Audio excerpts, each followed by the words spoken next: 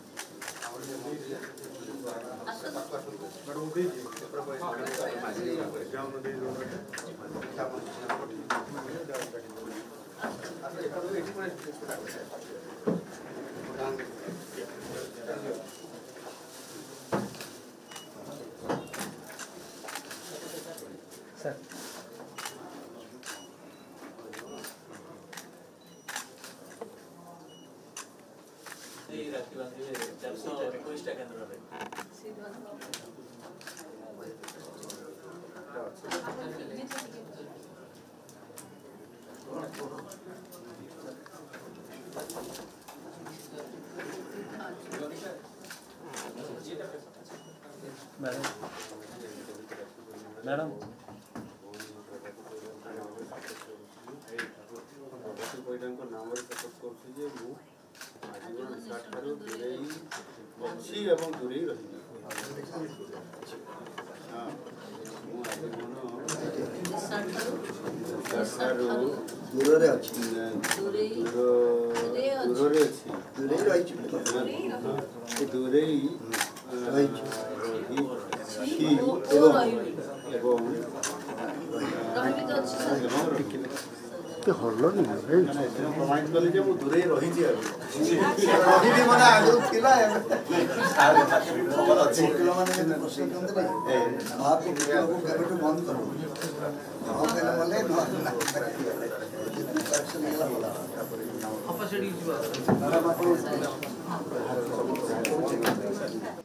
मुख्यमंत्री को आम गोटे कार्यक्रम अनुकूल करने अनुरोध करूँ। आज आपण मैंने समस्ते जानती पवित्र राखी पूर्णिमा अवसर में पवित्र भाई भौणीर संपर्क को व्यवहार करी आम गोटे नुआ अभियान निशा निवारण अभियान रे बाहरीचु।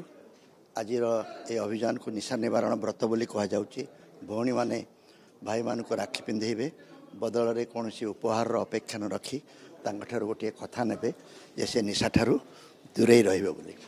सबठारु भल कथा हला हमर मान्यवर मुख्यमंत्री महोदय को उपमुख्यमंत्री महोदया प्रभाती परिड़ा आज तांको राखी पिंधेले एवं तांठारु एभली कथा दस्खत सहित नेले।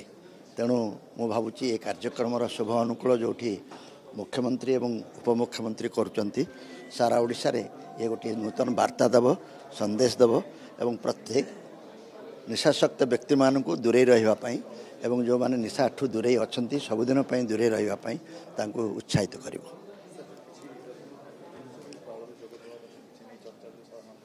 सबु कथार राजनीति कहीं तुम्हें पुरौच मुझे जानीपारे से लोक मैंने आउ बेसी टीवी आउ खबर कागज पढ़ा को कि देखा मन करूना।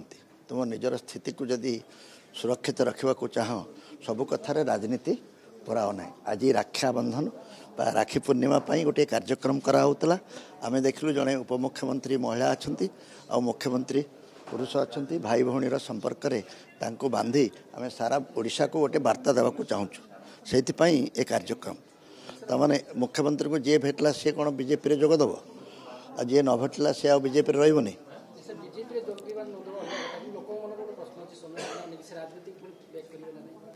राजनीति कहले गोटे दल रहीकि दलर पताका धरिकी जिंदाबाद करने को राजनीति बोली भावुं कि मो विचार राजनीति कहले दल न रही निर्वाचन लड़ी राजनीति करहब। जो नीति द्वारा आम प्रभावित एवं परिचालित होगा चाहूँ से नीति निर्माण में जो मैंने जोग दियंती बा प्रभाव पकाती ताकू ही राजनीति कहा जाए।